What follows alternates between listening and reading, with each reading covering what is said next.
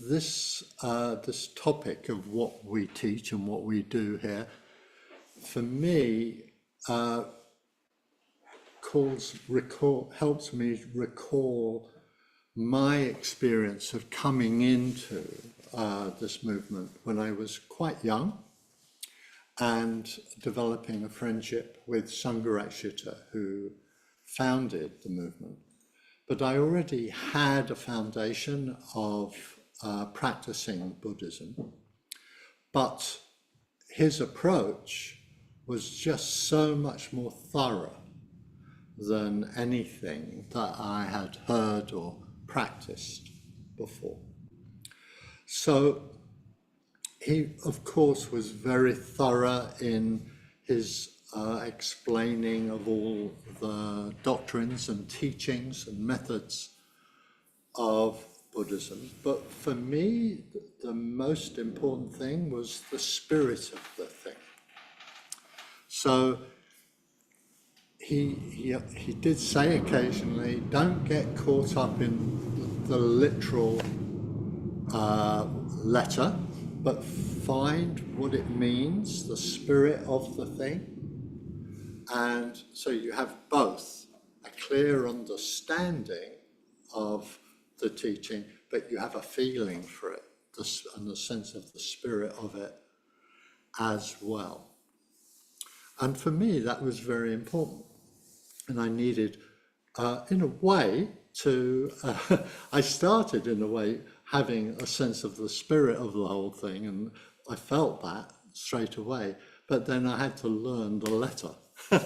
So, and in a way, that was, for me, being thrown into the deep end, because the year I was ordained, 1972, that year he withdrew from teaching, and myself and just a couple of other people were pushed to the front to lead retreats.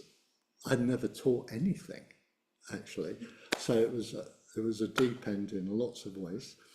And the next year I decided to do a 13-week Dharma course, and I realized I hadn't ever read a book on Buddhism. So it was a huge step. I was going through the Survey of Buddhism, 3 Jaws. I'd heard the tapes, I talked to him. I knew it, actually, but it wasn't, the formula wasn't very clear in my mind. So I had to learn it the week before I taught it. And it was great, actually. It was a very successful course, I think. So what I'm wanting to do is more give the spirit of the thing, as well as the actual form, and that's my intention. So I'm not going to be talking very much in very traditional terminology, but as much as possible, translating it or converting it into more colloquial ways of understanding this. So one approach to this is holding. We hold to our views about how things are. We hold to what we want. We hold to our opinions. We hold on to how we think things should be, and how other people should be. It's a holding. We're holding on to something. And we're holding on to what we like and don't like. So I think this word holding is synonymous with craving. But I think that the word holding it can be quite experiential. You can start over time to get used to what it feels like to hold on to something, to hold on to a pattern or a habit of a way of being, or even a syndrome for a way of being. Making things happen even though it's going against the grain, for example. Pushing when pushing doesn't help, for example. Or even the other way, holding on to not doing anything when you should be doing something. So it's personal proclivities and tendencies, noticing and becoming aware of your habits that you've taken on over time in terms of your holding. And this is a very big area, and it can be unpacked in lots of ways. But there's a particular way I wanted to, a couple of ways that I wanted to draw this out. And actually I wanted to use the example of something that started, an awareness that started when I was quite young. Maggie, my mother, was in this awareness-based group, Gurdjieff group, and there were lots of very, very interesting people, really wonderful, and they would child mind me. She went off and freely did her own thing.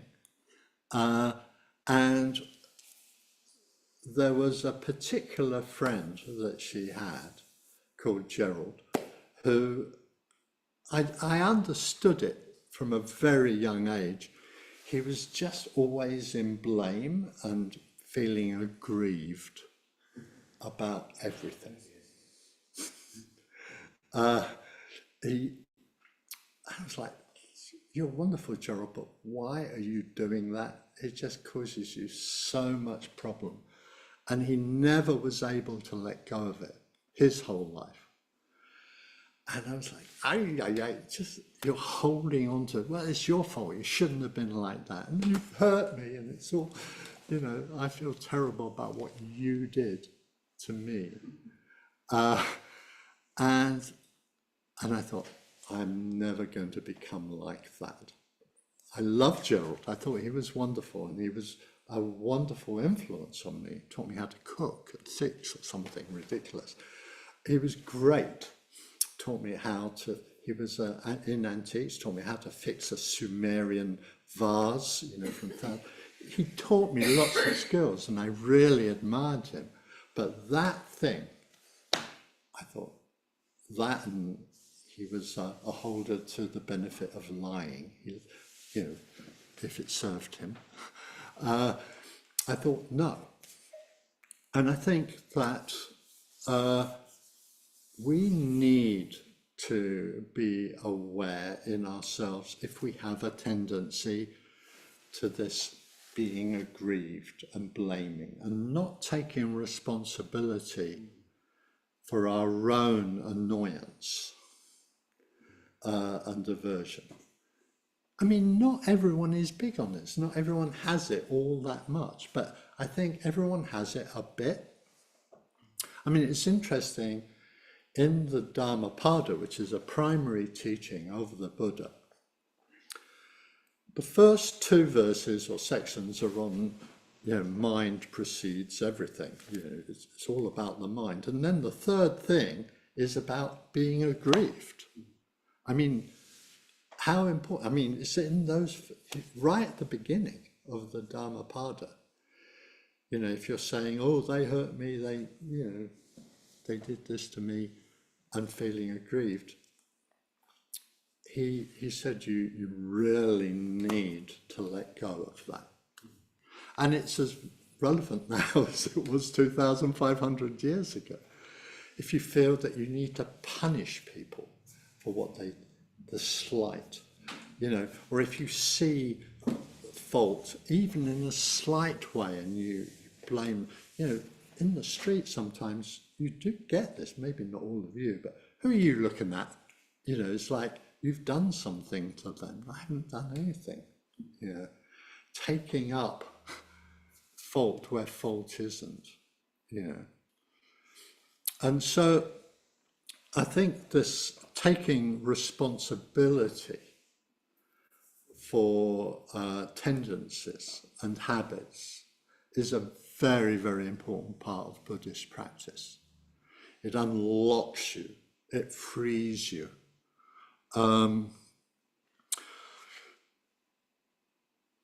It allows you to, in a way, to be creative in your life that having this locked into habit doesn't do. And so I could see that the part of the spirit of what Bhante was talking about was be aware of yourself. Don't just follow the letter of the practice, but be aware and undo, dissolve, see through these habits and tendencies which lock you up. And sort of noticing, being aware directly of how they make you suffer. Yeah, how they make you uncomfortable, and by implication, others as well. I mean, Gerald gave lots of people a hard time. I mean, ironically, in the end, Maggie cut off from him partly because of that. So it ended the friendship because he was always blaming and making people feel guilty. So it causes, is noticing, becoming sensitive to how this tendency of blaming at different levels causes discomfort and suffering, but also very more particularly stops you from really being free in yourself. It locks you in.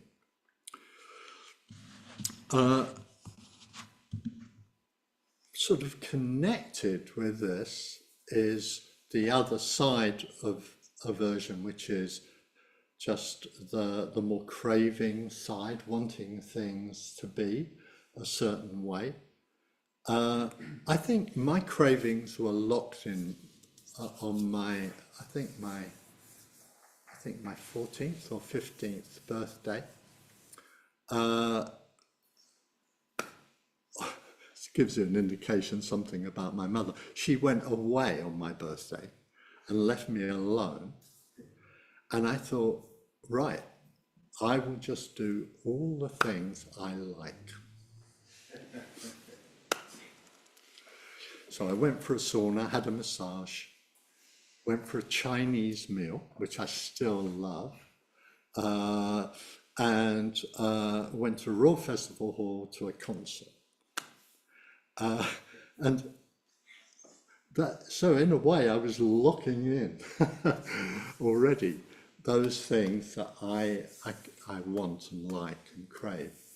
So I obviously now I'm much looser with that than I have been in the past.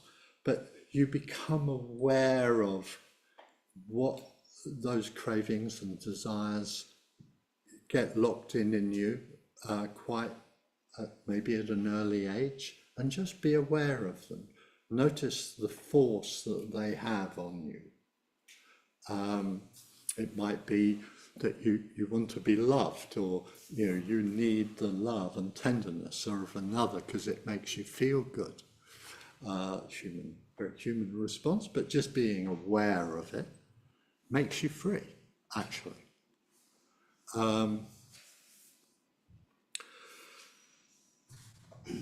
So the awareness of these two things particularly is important, but there's a third thing, which is just not wanting to know. which is formerly, you could say ignorance or doubt, not really wanting to see things as they are and engage with them. And I think this is can be a skill in experience. When you come into your meditation, you can actually ask yourself, do I actually want to know? Do I want to know what's going on? Do I want to know how I feel? Do I care? Can I be bothered? And it's actually a very revealing question, because you might get this. No, actually, I don't want to know. But yeah, I don't want to know. I mean, it's all very well saying be aware, but actually the emotional side of wanting to be aware and facing how you are is a challenge. And you need, or one needs, to take on that challenge. I'm caught up here. So that's why I came up with that little phrase, am I up for this? And of all the little phrases that I've taught in the classes here and in other situations that I'm in, secular situations, am I up for it is so important and so valuable, because it connects you with the emotion rather than just, well, I'm a meditator, so I will meditate. It gets you in touch with the wanting to be aware and meditate, and at the same time, the recognition of the value of it. And that seeing of the value of what you're doing frees you for your energy to flow into practice, into communication, in a way that doesn't happen unless you're emotionally involved. So it's just a good thing to ask yourself, am I, you want to be in, like going downstairs at tea break. Am I up for connecting? Or not? A little bit, not too much maybe, just a touch. And just being aware of that. Well, actually, it would be quite good to just listen and be open and take in people and connect. I'm just using that as an example. So, in this way, you start to go beyond yourself in the limiting sense of fixed self. You start to see through it that it limits you, limits your potential.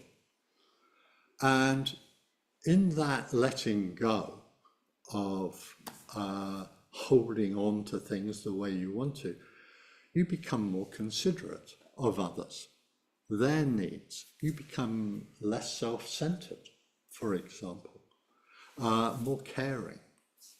You start to get the sense of someone's context and what is happening with them and what they need, and the way that they can get what they need rather than just what you think they should do, and give them advice, which can be infuriating. And in the house, for this very briefly, in the house we have, in the community, it's men's community, we're looking for another community member, incidentally, if you're interested or know anyone. Part of the ethos is that if someone is ill or not well or suffering in any way, we take care of each other. But part of that is a practice, not just to give advice. well, I think you should take paracetamol, without finding out what they really need. So it's a practice, of really taking in the person, and helping them find out what they need over time. And part of this is this freeing of the self from the equation allows you to be truly compassionate, actually. Not just to the physical needs, but also to the spiritual and psychological and spiritual needs that someone has.